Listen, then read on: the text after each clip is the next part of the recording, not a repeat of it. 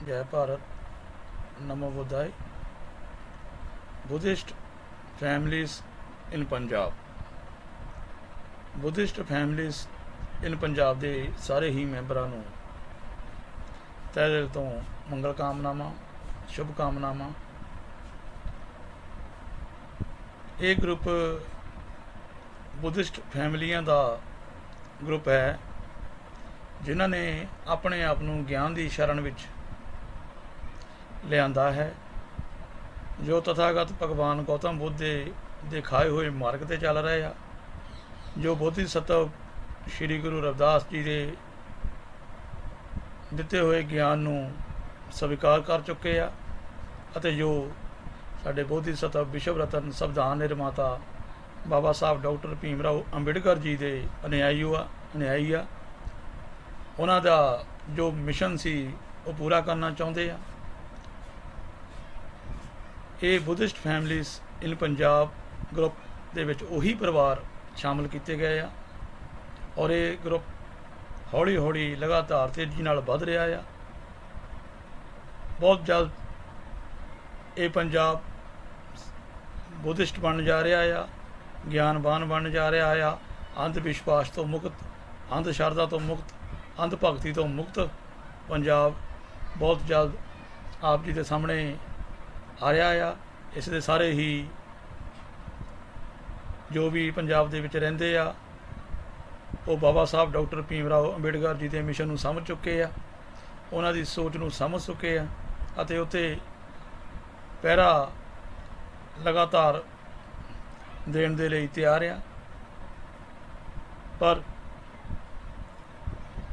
सानूं ये समझना पवेगा कि आखिर बाबा साहब जी की सोच की सी, तद ही असीं उत्ते पहरा दे सकते हैं। बाबा साहब जी की सोच,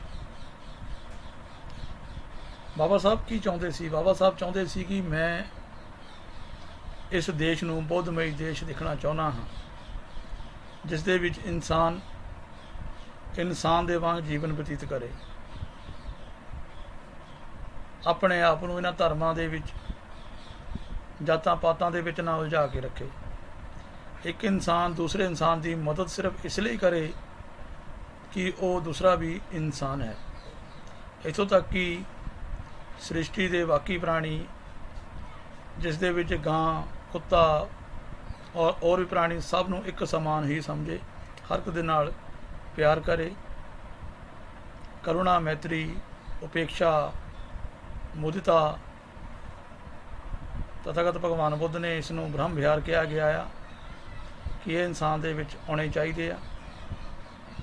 सो बाबा साहब जी की सोच इस देश नूं बौद्धमय बनाउण दी सी। वो चाहुंदे सी कि कोई भी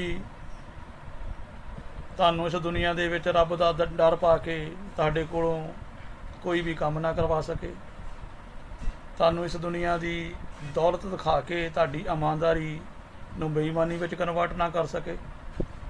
वो चाहुंदे सी कि तुहानूं कोई लालच दे के तुहाडे कोलों गलत काम ना करा सके, नशे के व्यापार ना करा सके, शराब के ठेके ना खुलवा सके, किसी बंदे नूं, किसी इंसान नूं तुहाडे कोलों बुरा ना करवा सके लालच दे के। बाबा साहब डॉक्टर अंबेडकर जी ने अपने मन नूं साਂਭ के रखिया, किसी भी कीमत के उत्ते उन्होंने अपने मन दे विच बेईमानी नहीं घुसन दिती।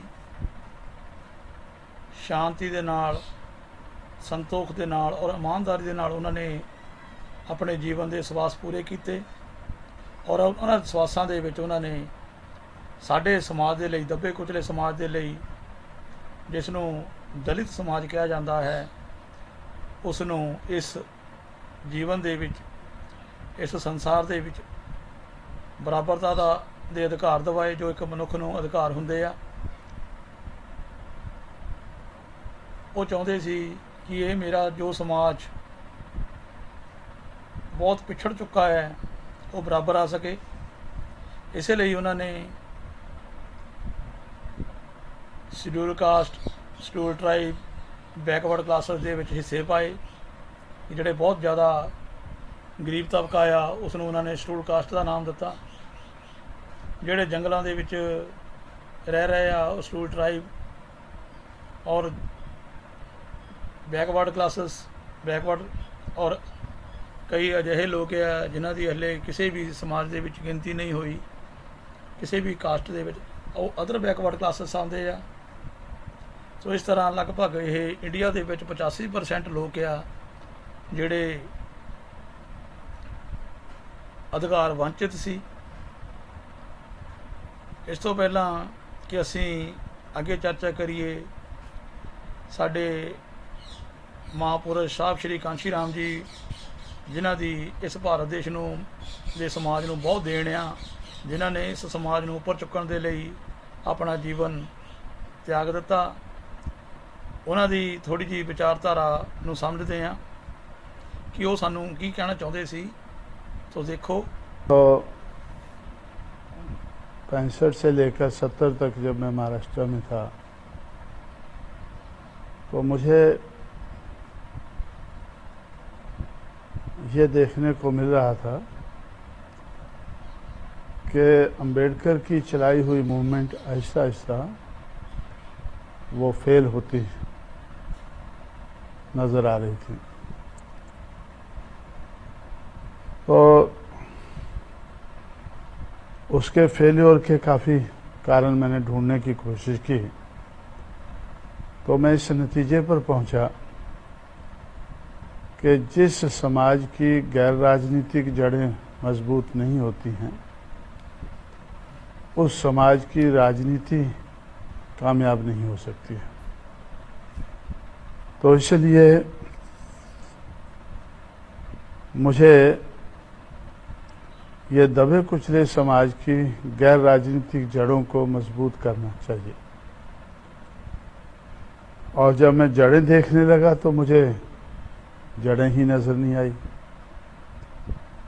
तो मुझे लगा ये तो समाज ही रूटलेस है, पहले तो जड़ें बनानी होंगी, फिर इसको मजबूत करना होगा, और फिर उस मजबूती का सहारा लेकर तब हमें राजनीति के बारे में सोचना चाहिए, आगे बढ़ना चाहिए।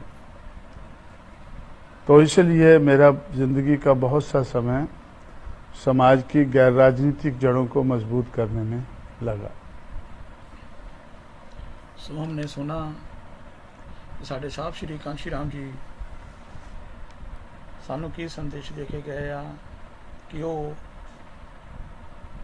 पहला अपने समाज दी गैर राजनीतिक जड़ां नूं मजबूत करना चाहुंदे आ, पर जे उन्होंने जड़ां देखण की कोशिश की तो उन्होंने जड़ां ही नहीं दिखियां, क्योंकि साडा समाज उपर उपर ही, धरती के उपर उपर ही फैलिया होया आ, किसी की भी जड़ धरती के अंदर तक नहीं है।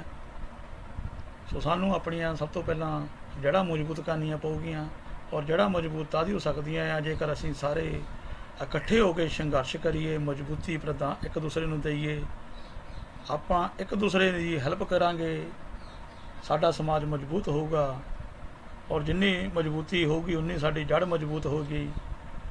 इस तरह असीं अपने रहबरां दा, महापुरुषां दा जो मिशन आ वो पूरा कर सकते हैं।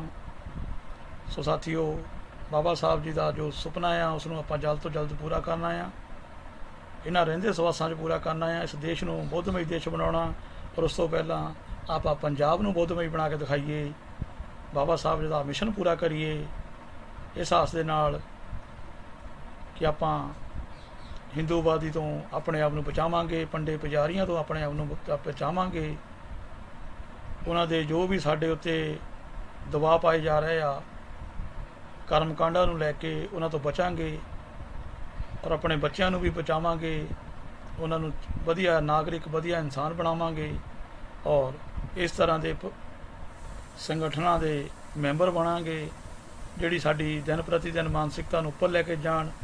और कोशिश ये करो कि इस ग्रुप दे विच बोल के लिख के ही अपने विचार पेश करो, जिहदे नाल तुहाडे विच बहुत तेज़ी नाल हौसला तेज़ होऊगा, बुलंद होऊगा, तद ही असीं दूजी विचारधारा नूं नीवें कर पावांगे। जेकर असीं बोल ही ना सके तो असीं फिर नीचे दे नीचे ही रह जाना आ, क्योंकि ज्ञान शेरनी दा वो दुध आ, जां वो दुध आ कि जिहड़ा जिन्ना पींदा आ उन्ना ही उह हारदा आ। मतलब ज्ञान के कारण तुहाडे विच पावर आ जाती, शक्ति आ जाती आ, और तुसीं सही और गलत का फैसला कर सकते हैं, और तुसीं राजे बन सकते हैं। ਤੁਹਾਡਾ ਗਿਆਨ ਤੁਹਾਨੂੰ ਰਾਜੇ ਬਣਾਊਗਾ। ਸੋ ਆਓ ਗਿਆਨ ਦੀ ਛਣ ਚਲੀਏ, ਬੋਧ ਦੀ ਛਣ ਚਲੀਏ, ਧੰਮ ਦੀ ਛਣ ਚਲੀਏ ਔਰ ਸੰਗ ਦੀ ਛਣ ਚਲੀਏ। ਤਿੰਨਾਂ ਦੀ ਛਣ ਵਿੱਚ ਤਿੰਨੇ ਰਤਨ ਪਾਈਏ। ਬੁੱਧ ਧੰਮ ਚ ਪਚੇਕ ਸ਼ੁੱਧ ਸੰਗਾ ਚ ਸਾਮਿਕਾ। ਦਾਸੋ ਹਮ ਸਿੰਘ ਮੇਂ ਤੇ ਸੰਗ ਗੁਣੰਗ ਠਾਤੂ ਸਿਰੇ ਸਦਾ। ਜੈ ਭੀਮ, ਜੈ ਭਾਰਤ, ਨਮੋ।